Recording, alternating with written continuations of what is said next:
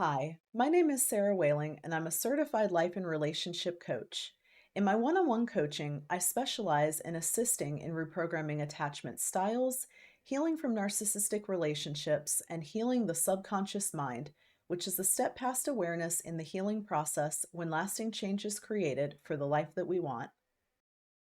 Okay, so jumping right in, when first learning about attachment styles, the similarities and overlaps can make it confusing to distinguish between styles.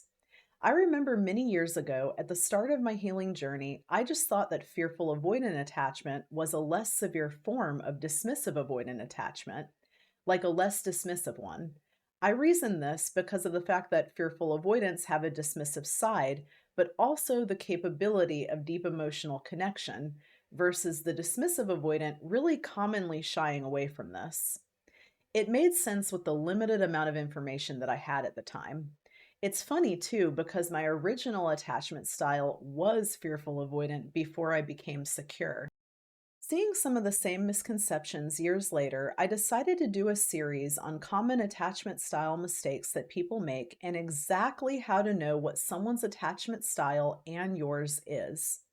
One of the more common confusions that people have is when it comes to the fearful avoidant attachment style, because this attachment style often leans either more to the anxious side or more to the dismissive side, since fearful avoidants have anxious wounds and also dismissive wounds. You can also see someone who is fearful avoidant right in the middle of the fearful avoidant spectrum and equally have as many times of deactivating as activating. I really think the term disorganized attachment, which is another term for fearful avoidant attachment style, is very appropriate. Fearful avoidant attachment style is also sometimes called anxious avoidant attachment. There are, of course, some fearful avoidance right in the middle, as mentioned, but leaning to one side or the other is just as common. The fearful avoidant attachment style is the attachment style that is associated with higher levels of trauma. And by this, I mean quite often outright abuse, though that is not always the case. Examples of what can cause fearful avoidant attachment style are if you had a childhood or very significant adult relationship which involved physical abuse, sexual abuse, emotional or mental abuse, and a lot of chaos or unpredictability, a parent or significant other with a personality disorder, repetitive trust violations, or a parent or caregiver who struggled with substance abuse. If you had any of this, you are almost guaranteed to have a fearful avoidant attachment style unless you have done the work to reprogram. This attachment style had a lot of unpredictability and is noted to be the only attachment style without a true attachment strategy. With an unpredictable environment, the fearful avoidant uses hypervigilance as the closest thing to an attachment strategy, which is basically a hyper focus on their environment and people around them to be able to respond properly to the ever changing forecast. Hypervigilance, technically being their attachment strategy, is why a signature strength of this attachment style is reading people and picking up immediately on pattern changes. Let's use the example of an individual with a borderline parent to illustrate why hypervigilance is a useful skill that a fearful avoidant naturally hones. A parent with borderline personality disorder, while having many abusive, inappropriate behaviors, can also have behaviors centered around connection and be loving towards their children. Let's look at another example. Maybe an individual has an alcoholic parent. This parent is mean and unpredictable when they drink, but a completely different, loving person when they don't. There are a lot of scenarios that can cause fearful avoidant attachment style. By contrast, dismissive avoidant attachment style is caused by neglect. While it can be varying levels, for example, emotional neglect versus emotional and also physical neglect, whatever level of neglect, neglect is a constant to a large degree, and the dismissive avoidant does form an attachment strategy. They had a certainty that the fearful avoidant didn't have in the mix, and this certainty on their situation, that there is always a base level of neglect, is what allows the development of an actual attachment strategy. They come to have reliance on themselves cemented into their subconscious and unconscious and avoid the thing which was painful, which is attempting to rely on their neglectful caregivers. This gives them deep programming to avoid vulnerability, closeness, and reliance on others. Okay, so are there major differences between the fearful avoidant leaning dismissive and the dismissive avoidant? Yes. The best way to explain this is that they have similarities, but at their core, they are different. They are still two different attachment styles. They are different from the way that their attachment style was formed, to how they feel at their core, to some differences in motivation behind same actions, to differences in common needs to the way in which they action similar responses. I will first mention some similarities the two can share. They have some of the same core wounds. People are different, they don't all fit into a box. There can be some overlap in core wounds. Both of these attachment styles deactivate, but I will get into the differences in those deactivations later in this video. They can also share coping mechanisms. For instance, a common coping mechanism for dismissive avoidance is their favorite creature comforts, such as losing themselves in a show or a book. Fearful avoidance, especially fearful avoidants who lean dismissive, can share this with the dismissive avoidant. They can also share some personality needs, such as a need for autonomy. The first clue to distinguish between the two is the trust wound. Rather than saying the two attachment styles have different number one core wounds, I'm using the trust wound as the specific distinction because the fearful avoidant can strongly share the dismissive avoidant's number one wound, the shame wound, or the I am defective or there is something wrong with me wound. In fact, a dismissive leaning fearful avoidant can have this wound very strongly. And in the case of an individual that dealt with a narcissistic parent in childhood, particularly in the scapegoat role, the core wound, I am defective or there is something wrong with me, is often formed. This is what is referred to as the shame wound. For the dismissive avoidant, the shame wound is formed by neglect.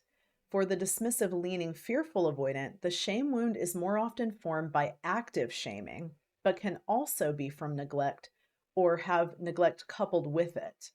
Notice that this is the same result, but usually come by in different ways between these two attachment styles. But any fearful avoidant who hasn't done the work yet will also undoubtedly have a trust wound, most of the time fairly strongly. This can manifest in romantic relationships as suspicion and just a sense that eventually betrayal is inevitable. Now, I do want to add that there can be dismissive avoidance with fearful avoidant edges, but this will be nowhere near as deep rooted of a trust issue as it is in a true unhealed fearful avoidant. The second difference I'm going to talk about today between dismissive avoidance and dismissive leaning fearful avoidance is the way it will feel when you attempt to connect with one versus the other. Generally, fearful avoidants who lean dismissive still connect beneath the surface. They will still have a need for emotional connection. The difference between an FA who leans dismissive and an FA that is smack dab in the middle or anxious leaning is that their cup for emotional connection will be smaller and get filled faster. In contrast, when communicating with a dismissive avoidant, they will generally lean towards kind of surface level conversation and conversation about things, ideas, and activities instead of people focused or emotion focused conversation. If you ask a dismissive avoidant about an experience, they will talk about what they did rather than how it felt. Fearful avoidants will use more emotion based feeling language, such as, I feel XYZ. I want to point out that even if a fearful avoidant who leans dismissive has a prominent shame wound, they will generally still emotionally connect. This shame wound won't entirely override that because it is such a large personality need for fearful avoidance. What can happen, though, is they emotionally connect and get what is known as a vulnerability hangover afterwards. The third thing I want to talk about today that is a telltale sign to help you distinguish between a dismissive avoidant and a fearful avoidant leaning dismissive is the way in which they deactivate. Now, both fearful avoidance and dismissive avoidance deactivate, even anxious leaning fearful avoidance. Both avoidant attachment styles deactivate, hence the term avoidant. When looking at a dismissive avoidant, they are in more of a chronic state of deactivation. Remember earlier when we talked about how the dismissive avoidant actually developed an attachment strategy, and that strategy was to rely on themselves, and it is basically embedded in their nervous system that reliance on other people and vulnerability is painful. The dismissive avoidant is also in a milder state of deactivation versus the fearful avoidant leaning dismissive. The fearful avoidant leaning dismissive will deactivate less often, but much, much, much more intensely. Now, they can share some reasons for deactivation, but the inner workings overall of why the dismissive avoidant deactivates more mildly and chronically versus why the fearful avoidant leaning dismissive deactivates less often, but much more intensely, are different, which leads me to the next topic on the differences between the two. Now, we mentioned why the dismissive avoidant is more in a state of mild deactivation at all times. So let's talk about why the fearful avoidant deactivates less often than the dismissive avoidant, but much more intensely.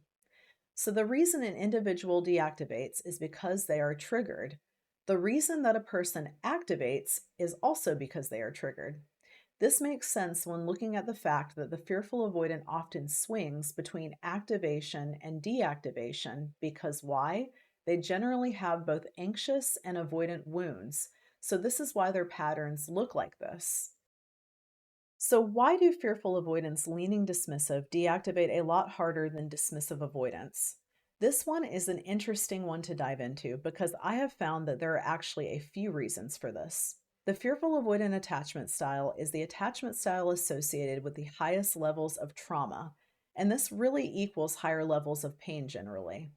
When we are triggered, we are feeling the pain we have stored in our subconscious and not just the situation at hand. So, taking a fearful avoidant who leans dismissive, that maybe had a lot of horrific abuse in childhood, let's say they have a fight with a romantic partner, and in that conflict, the partner displays a lack of respect and raises their voice, and this equals complete unsafety to the fearful avoidant individual. The subconscious mind suddenly says, "Hey, I recognize this very painful experience." This individual with a history of abuse might feel 20 out of 10 triggered in that moment because of the emotional storage in their subconscious. Now, what makes sense if somebody is 20 out of 10 triggered? They likely want to push away vehemently what is making them feel that way. This is where you could see the fearful avoidant shut someone out intensely and entirely without fear of conflict and is very emotion based. Emotions often felt by fearful avoidance deactivating are hurt or intense hurt and betrayal. Now let's talk about the dismissive avoidance experience when deactivating. Dismissive avoidance deactivate when hurt as well, but what you will see is that their deactivation that is happening most often is based on an avoidance of vulnerability and intimacy, and often feels shame based. Dismissive avoidants are also generally more cut off from their feelings. This, coupled with often an avoidance of conflict, can cause the deactivation of the dismissive avoidant to be less intense. Well, I hope this helps clear up how to make a distinction between a fearful avoidant leaning dismissive and a dismissive avoidant. If this content is helpful for you, I invite you to subscribe and please do give this video a thumbs up. It really helps me a lot.